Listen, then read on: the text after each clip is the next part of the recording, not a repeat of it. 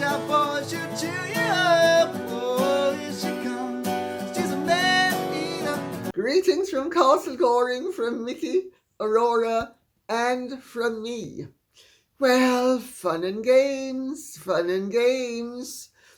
Today I have some rather interesting subjects to address, chief of which is Samantha Markle's lawsuit against her sister. But before getting into that, I am going to say, don't you just love this bling? A friend of mine from Texas has given it to me, this headband, and she said, Texas ladies like more, not less. And since I have the earrings and necklace that go with it, I decided not only am I going to give it a tryout today, but I'm going to wear this tomorrow evening to Belinda Carlisle's concert at the Palladium. So, more is sometimes more, isn't it? So, without further ado, let me plunge right in. Martina McCosker says, Harry wanted everyone speculating about this older woman. I'd imagine he got a shock when Sasha came forward and said it was her. Bang goes his Mrs. Robertson's fantasy.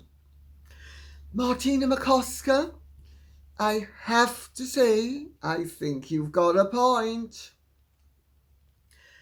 I mean, one has to be awfully naive to think that Harry didn't expect this to create a huge sensation and that everybody would be speculating. Is it Elizabeth Hurley? Is it Linda Evangelista? Is it Cindy Crawford? Who is it?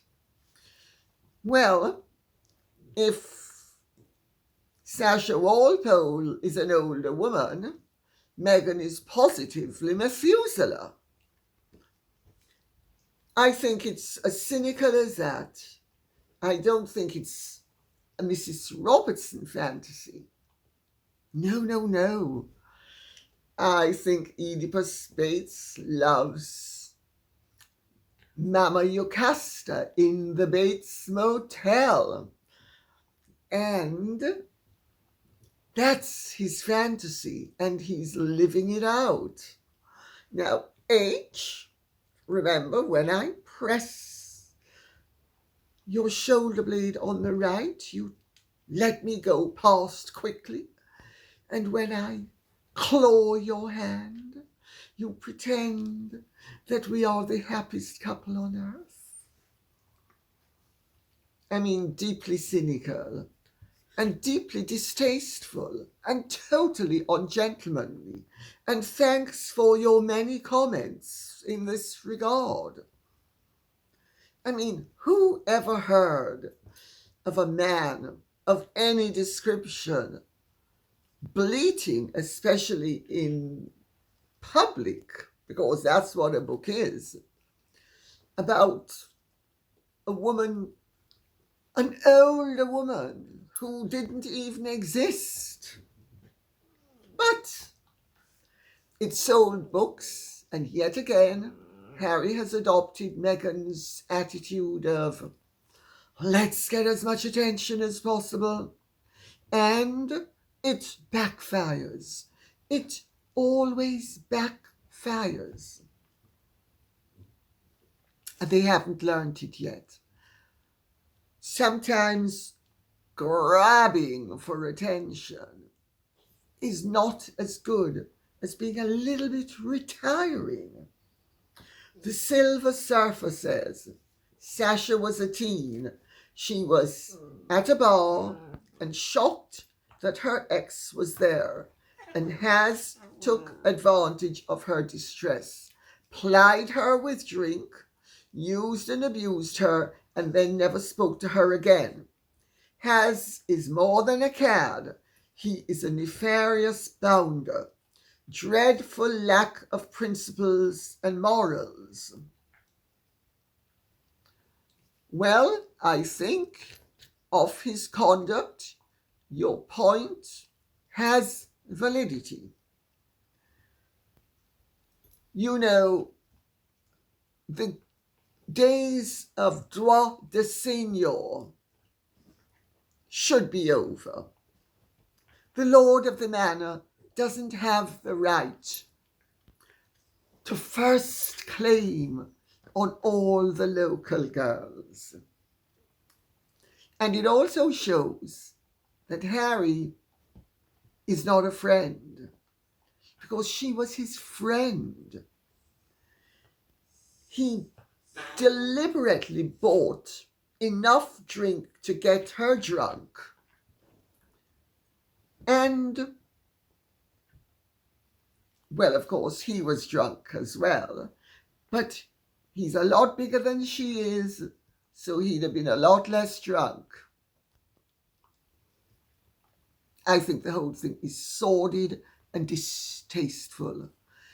And the only person who comes out of this with any credit whatsoever is Sasha Walpole. And I hope she's made a shed load of money. Some compensation for not only his use and then abuse of her, but his damage to her serenity, because I don't think he's damaged her reputation. I think he's damaged his.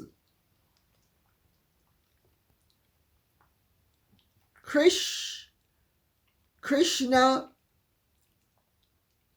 Vyas says, her ex came there with a new girlfriend and Hazard took advantage of an emotional and drunk friend. I'm reading it out because I agree with it.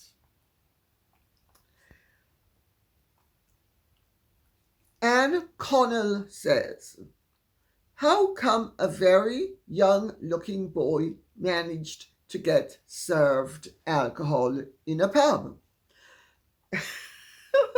Well, my dear, 20 years ago, things were rather different from the way they are now. The rules were less rigorously applied. And if you were a local knob, you usually had the rules bent for you. Nowadays it wouldn't happen because the liquor licensing authorities have tightened up considerably.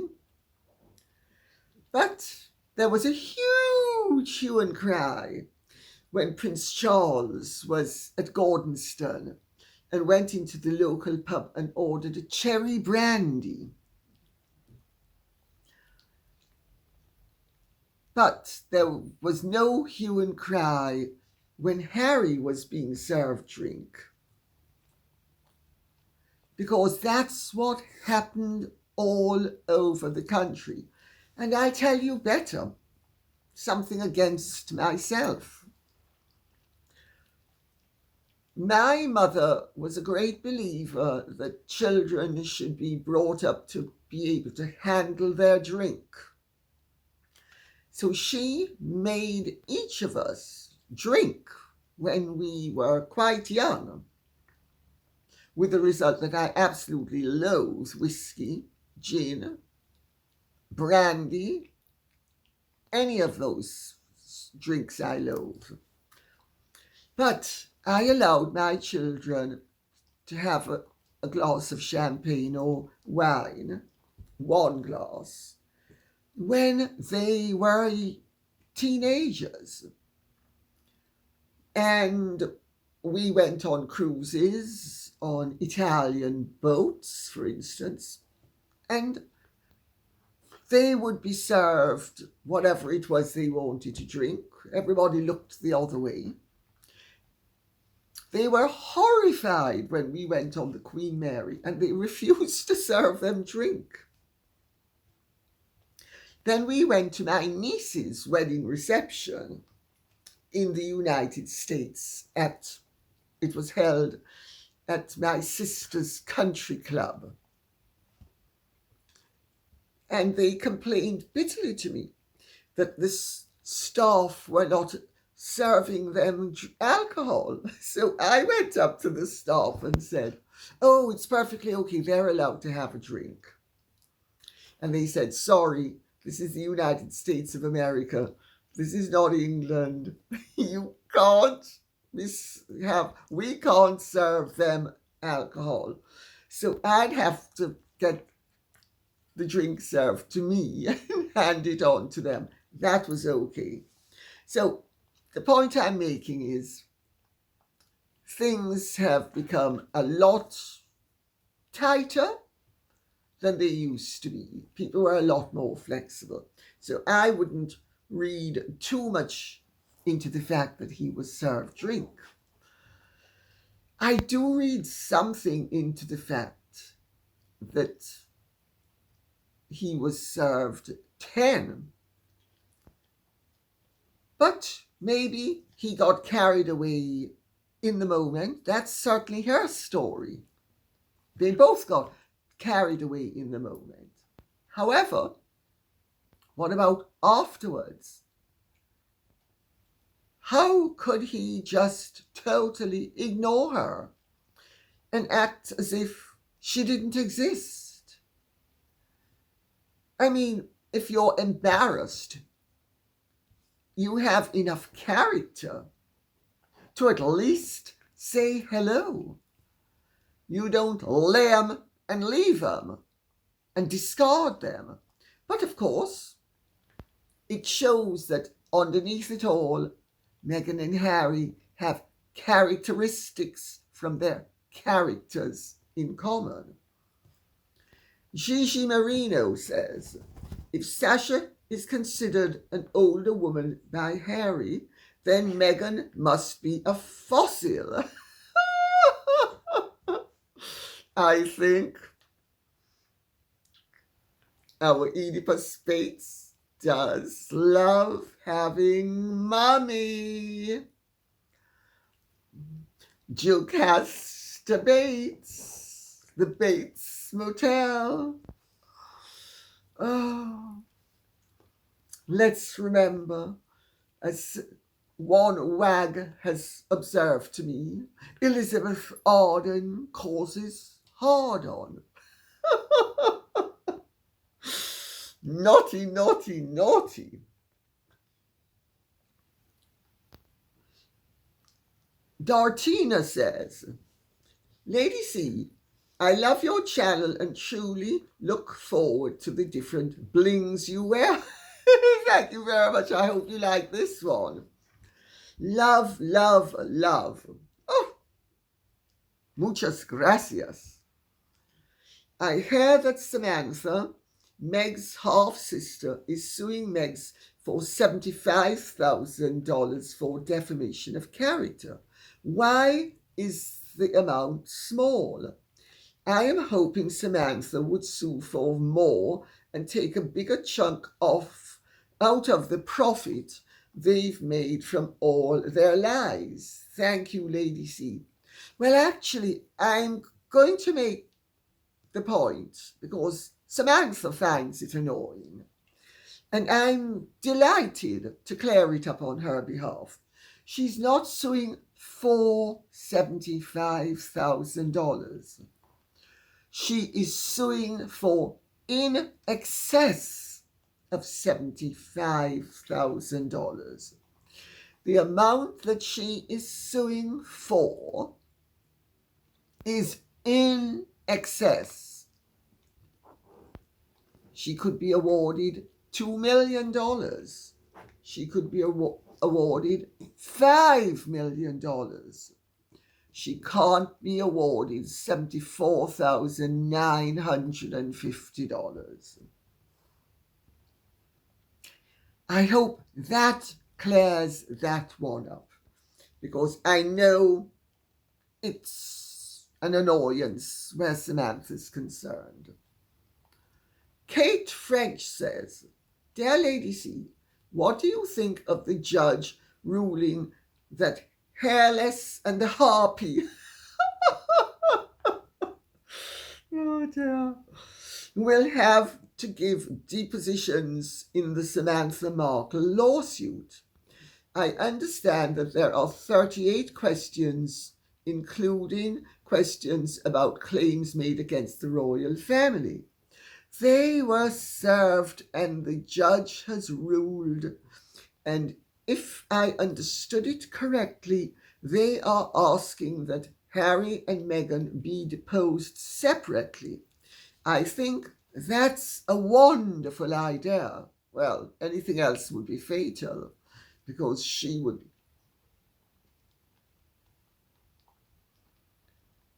And I think that's a wonderful idea and the smartest move that they could make. The judge did not rule out the case being dismissed before trial, but as of now, the depositions will go ahead. I just wonder if you think they would continue their pattern of telling different versions of the same stories. Doubtless, my dear, whatever is the convenient string of words that will pop out of their mouths is what the court and everybody else will be treated to. Well, there are various issues that you have touched upon, and just let me get them straight in my head. The first point is that Judge Charlene Edwards Honeywell, in her ruling on Tuesday, only took a preliminary peek at the motions filed by Meghan's legal team. And her statement is that some of the claims against her may be ripe for dismissal. The review does not reveal at this time a clear indication that the court will dismiss the action in its entirety. Right there, that means that they might strike out one or two of the minor claims, but the major claim will more than likely proceed. And on that basis alone, Harry and Meghan have to be deposed. They can't avoid being deposed. She has pulled every trick in the book to try to get this case knocked out so that they wouldn't be deposed, because they can be charged with perjury if they lie in a deposition. That's one thing. The deadline for disclosure of experts' reports is the 5th of May. Rebuttal is the 5th of June. And the discovery deadline is the 3rd of July.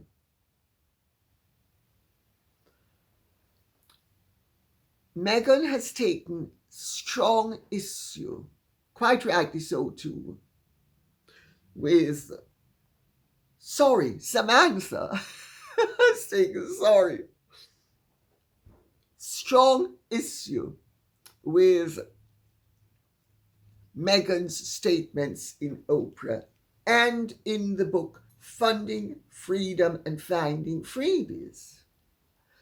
Now, it would appear that Judge Honeywell is already taking a far more penetrating and realistic view of Meghan's evidence and credibility and statements than Mr. Justice Warby did, and is not going to be cutting her any slack on the grounds of oh, she misremembered when she clearly lied.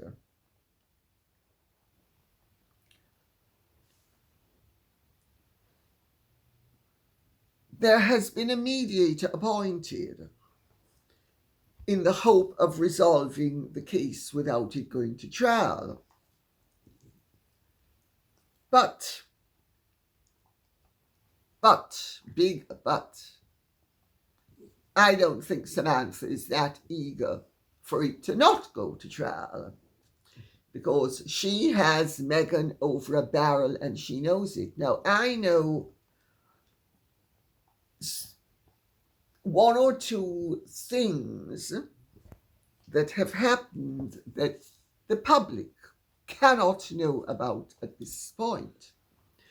I also know that Samantha has been given great support and tremendous direction legally from people at the absolute highest level. How do I know this? Because they contacted me to contact her. That's how I know it. Who did it? What rank they were? What nationality they were?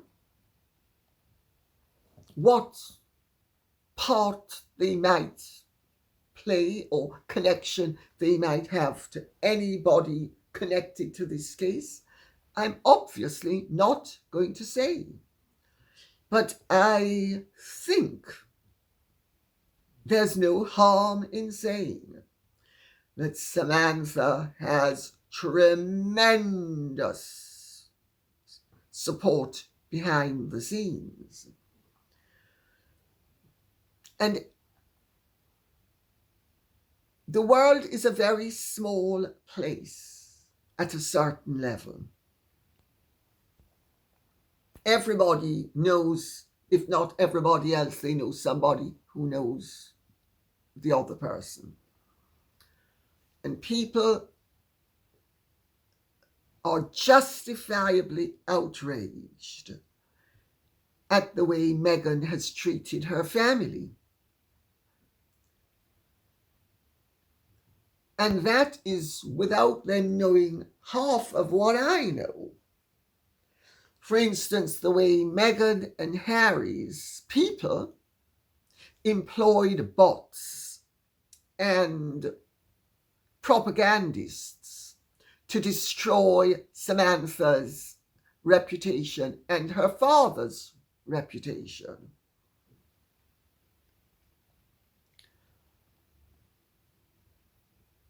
You might query how it is that Harry is being roped into this. Well, I know, but I can't say how it came about.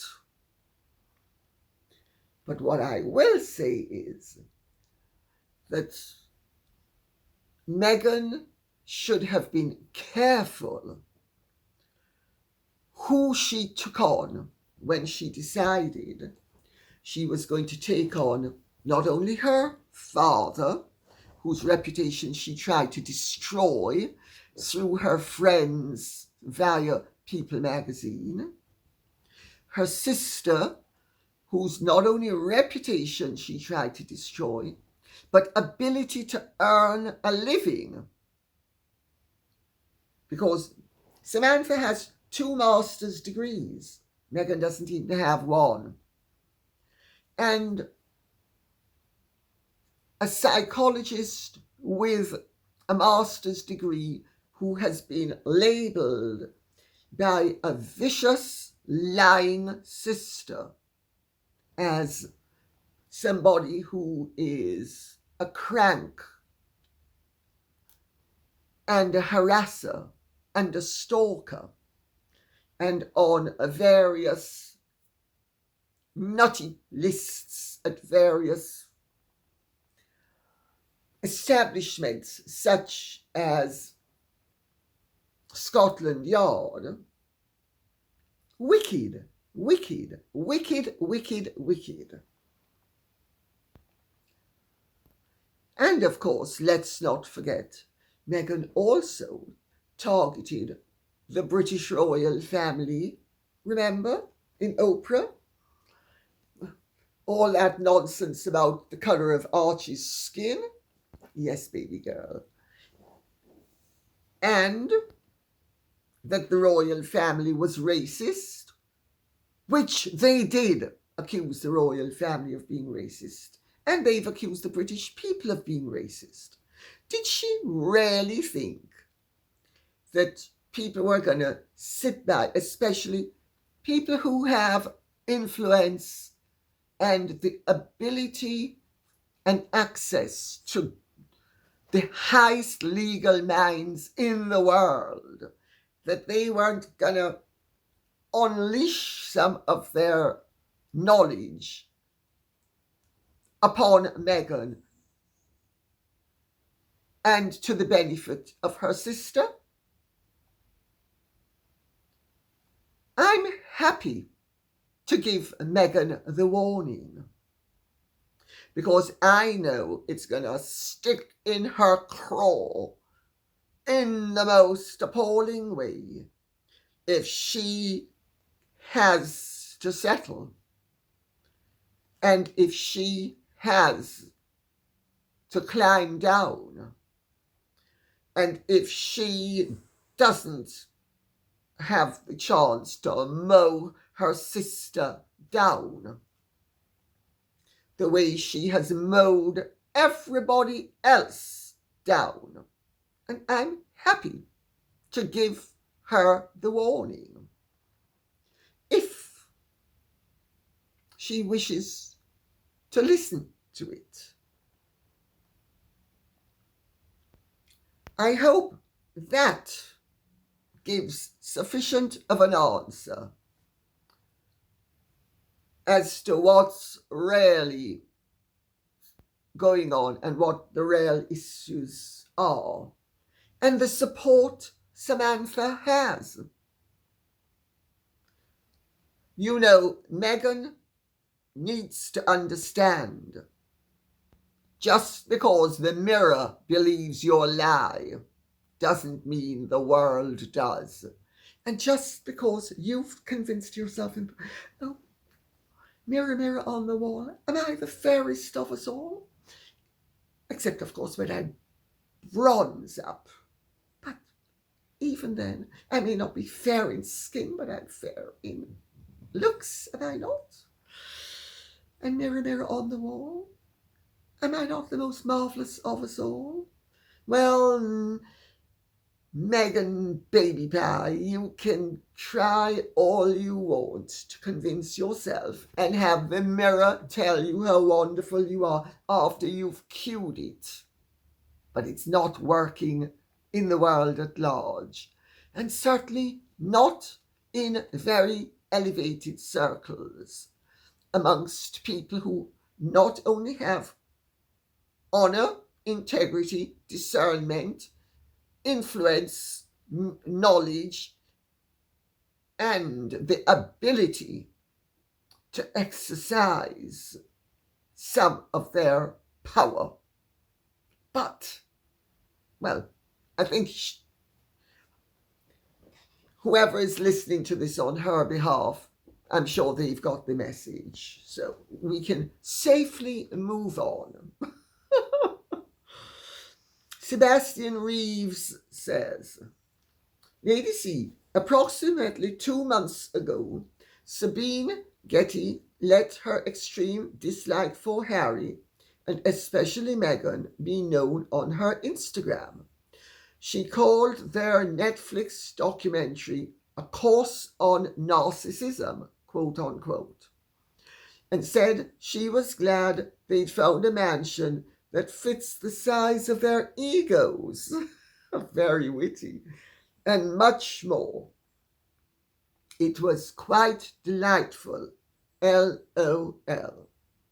Around March of 2021, Sabine also said to Meghan on her account, "Girl, take a seat," to which Lady Alice Manners reposted on her account using the preach emoji in agreement. "Thought you'd like to know." Well, thanks for letting me know. I mean, these youngsters are of a generation that, is way beyond mine. I mean, Alice Manners' father is my step-nephew-in-law. And I mean, he's a completely different generation from me. Nice man. And his wife, Emma, has brought those children up in really quite, I would have said, a very interesting and characterful way. Not to everybody's taste, because they have definite personalities of their own, but I think good for them. And if Alice said that, good for her. Thanks for letting me know.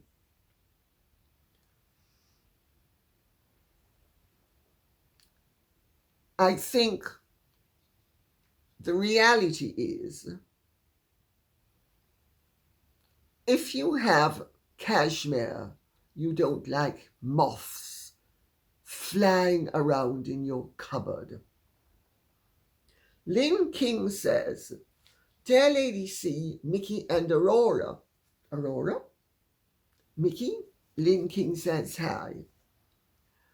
"I am so enjoying the extra videos and would like to ask you if you think the Harkle woman has been caught out by Harry's lack of money. I only make this suggestion because she seems to be going very much for the billionaire type now. If, as we suspect, King Charles has cut them off financially, you don't need to suspect it, it's a fact. I don't think Meghan will be satisfied with continuously looking for ways to make money. With their colossal outgoings, I can't see them shopping for a private jet in the near future. Thank you so much, Lady C." Oh, interesting observation.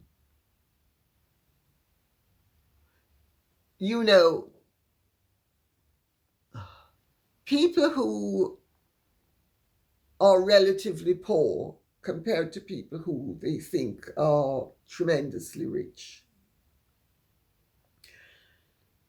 Let me rephrase that. If there's sufficient disparity between people's financial abilities, the poorer one always thinks the richer one, this has been my experience, is richer than he or she is.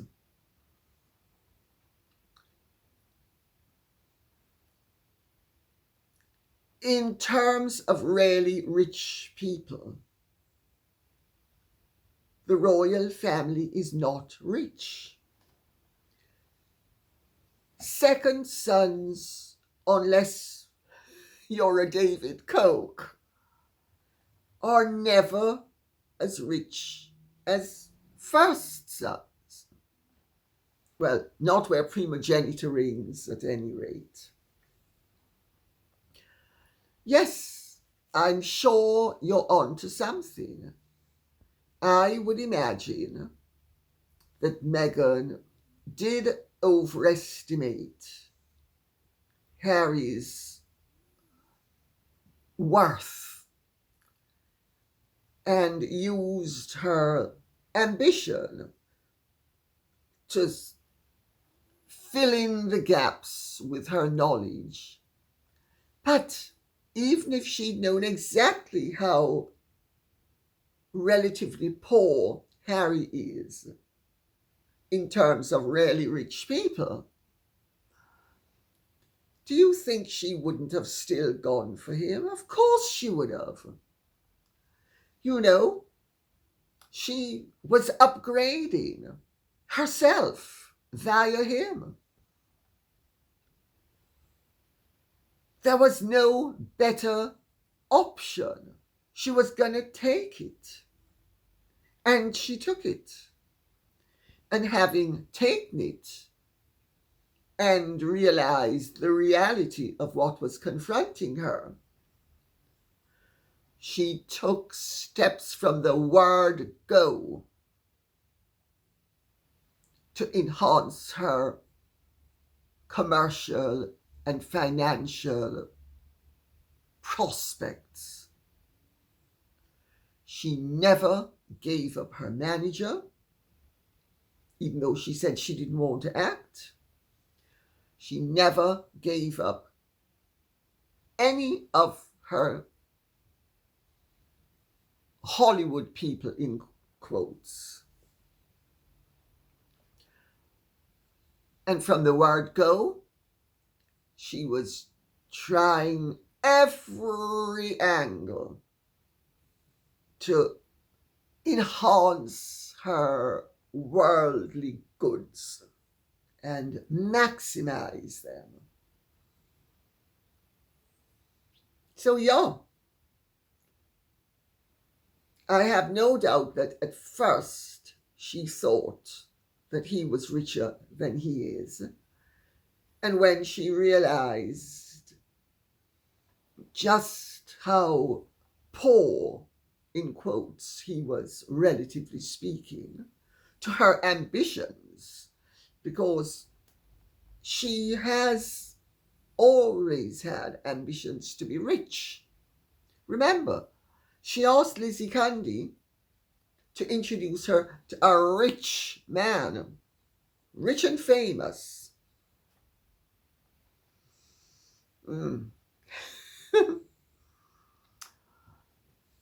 Such love.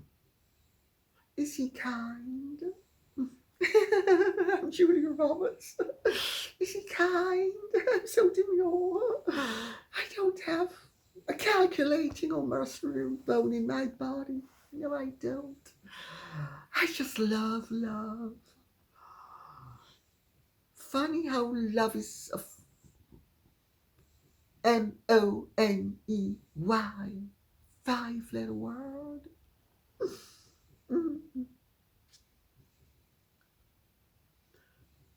Ode in Essex says, "Thank you for confirming the mores of the upper class that I have been posting about for years in relation to Diana. Her background was indeed pragmatically realistic in its approach to marriage. It's such a pity she ignored that and instead fed herself and indulged in the sickly, sweet romances of Barbara Cartland, and would have relished playing the 19-year-old innocent lady being rescued by a royal prince whom she seems to have expected to resolve all of her problems." That's a very interesting comment. Diana was, as every well-bred girl is, very aware of the realities of matrimony, and we are all brought up to be pragmatic. However, she and I and several of my friends were romantic as well. But she was unrealistically romantic and calculatingly pragmatic at the same time. If you want to delve more deeply into the subject, may I suggest you read The Real Diana? It's a very considered take on what Diana was about. Her great error, in my view, and we need to remember she was young and she was sick because she had fallen prey to bulimia, and her personality had imploded. So we need to cut her slack in that regard. But also, I mean, I say it in the book, she treated life as if it were a Barbara Cartland novel. And she expected that she would be able to prevail and change Charles. Well, she's not the first woman, and I'm sure she won't be the last, who married a man and finding that he wasn't quite to her taste, tried to change him.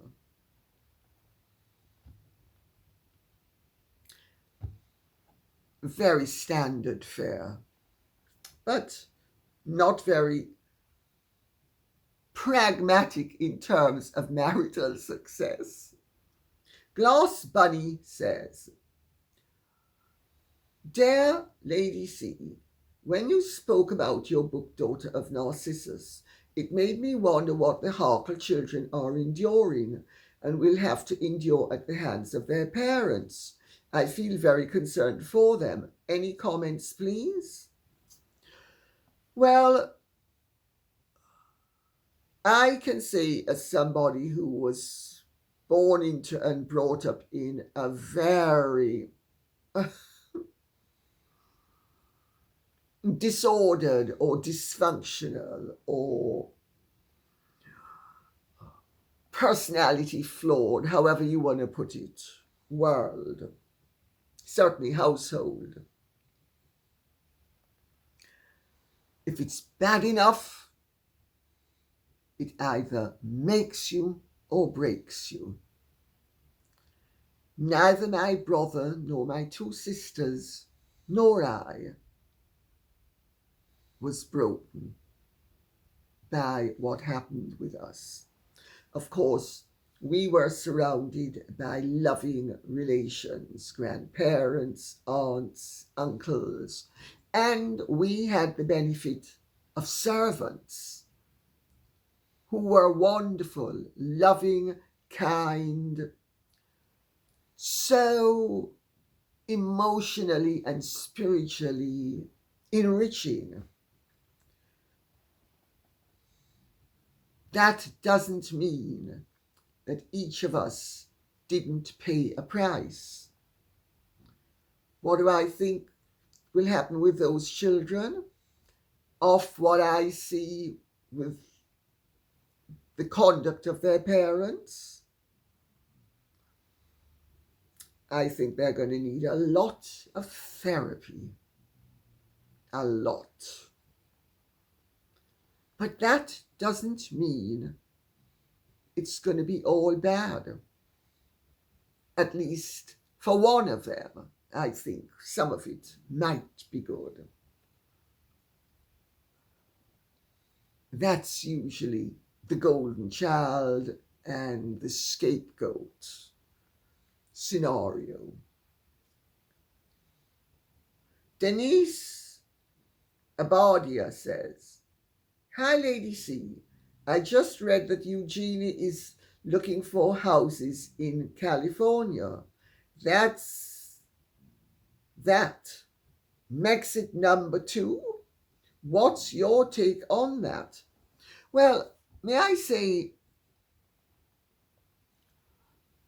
minor royals appear to have less of a role to play in the royal sphere nowadays than they did in my generation.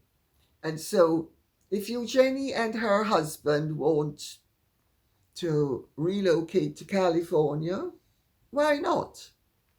I mean, he's already been George Clooney's something with something amigos, some liquor thing. So he's already got a foot in the Hollywood camp.